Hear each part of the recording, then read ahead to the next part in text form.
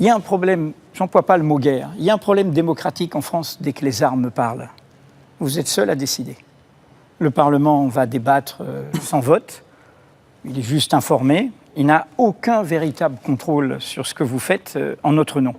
Est-ce que vous trouvez cela normal, cet archaïsme d'un pouvoir solitaire et absolu quand il s'agit de ces questions-là? Vous savez, d'abord, je ne parlerai pas d'un pouvoir solitaire. Je parlerai d'une responsabilité, celle du chef des armées, qui est définie par notre Constitution. Pas moi qui l'ai décidé, c'est notre Constitution. Et cette Constitution, elle a été votée par le peuple français.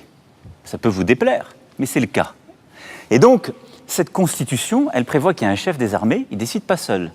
Il a un chef d'état-major particulier, ma question portait ministre sur le contrôle des armées. Vous avez compris. Oui, mais de par l'élection présidentielle, dans le mandat qui est donné démocratiquement par le peuple au président de la République, il y a ce mandat de chef des armées.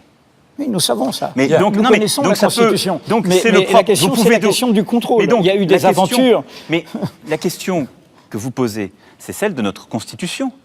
Non, c'est celle du pouvoir du Parlement. Mais le pouvoir du Parlement, cher Edoui Plenel, il est défini par notre Constitution. Et donc notre Constitution prévoit à l'article 35 alinéa 2 cette information. Nous avons souhaité aller au-delà et un débat sera organisé lundi à 17h.